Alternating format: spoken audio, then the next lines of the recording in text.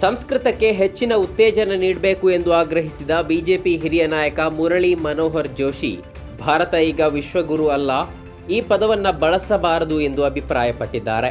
RSS ಅಂಗಸಂಸ್ಥೆಯಾದ Sanskrit ಭಾರತೀಯ ಕೇಂದ್ರ ಕಚೇರಿಯ ಉದ್ಘಾಟನಾ ಸಮಾರಂಭದಲ್ಲಿ ಸುದ್ದಿಗಾರರೊಂದಿಗೆ ಮಾತನಾಡಿದ ಮುರಳಿ ಮನೋಹರ್ ಜೋಶಿ, ಸಂಸ್ಕೃತವನ್ನು ಭಾರತದ ಅಧಿಕೃತ ಭಾಷೆಯನ್ನಾಗಿ ಮಾಡಬೇಕೆಂದು ಪ್ರತಿಪಾದಿಸಿದ್ದಾರೆ. ಮಧ್ಯಪ್ರಾಚ್ಯ ಸಂಘರ್ಷ ಮತ್ತು ಎಲ್ಪಿಜಿ ಬಿಕ್ಕಟ್ಟು ಭಾರತದಲ್ಲಿ ಉದ್ಯಮಗಳ ಮೇಲೆ ಪರಿಣಾಮ ಬೀರಿದೆ. ಕೈಗಾರಿಕೆಗಳು ಅಸ್ತವ್ಯಸ್ತಗೊಂಡಿದೆ. ಅನೇಕ ಕಾರ್ಮಿಕರು ಉದ್ಯೋಗವಿಲ್ಲದೆ ತಮ್ಮ ತವರು ರಾಜ್ಯಗಳಿಗೆ ಮರಳುತ್ತಿದ್ದಾರೆ.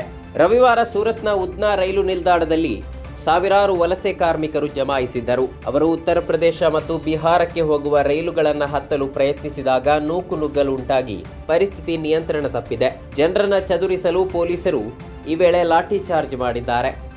ಪ್ರಧಾನಿ ನರೇಂದ್ರ ಮೋದಿ ಅವರು ಸಾಮಾಜಿಕ ನ್ಯಾಯದ ಪರವಾಗಿಲ್ಲ, ಮಹಿಳಾ ಮೀಸಲಾತಿ ವಿಚಾರದಲ್ಲಿ ಡಬಲ್ ಸ್ಟ್ಯಾಂಡ್ ನಿಲುವು ಹೊಂದಿದ್ದಾರೆ ಎಂದು ಮುಖ್ಯಮಂತ್ರಿ ಸಿದ್ದರಾಮಯ್ಯ ಆರೋಪಿಸಿದ್ದಾರೆ. ನಗರದ ಮಂಡಕಳ್ಳಿ ವಿಮಾನ ನಿಲ್ದಾಣದಲ್ಲಿ ಸೋಮವಾರ ಮಾಧ್ಯಮದವರೊಂದಿಗೆ ಮಾತನಾಡಿದ ಅವರು, ಮೋದಿ ಅವರು ಅಧಿಕಾರಕ್ಕೆ ಬಂದು 12 ವರ್ಷಗಳಾದರೂ ಮಹಿಳಾ ಮೀಸಲಾತಿ ಜಾರಿಗೆ ತರಲಿಲ್ಲ. ನಿಜವಾಗಿಯೂ ಮಹಿಳೆಯರ ಬಗ್ಗೆ ಕಾಳಜಿ ಇದ್ರೆ 2023ರಲ್ಲೇ ಜಾರಿಗೊಳಿಸಬಹುದಿತ್ತು ಎಂದು ಪ್ರಶ್ನಿಸಿದ್ದಾರೆ.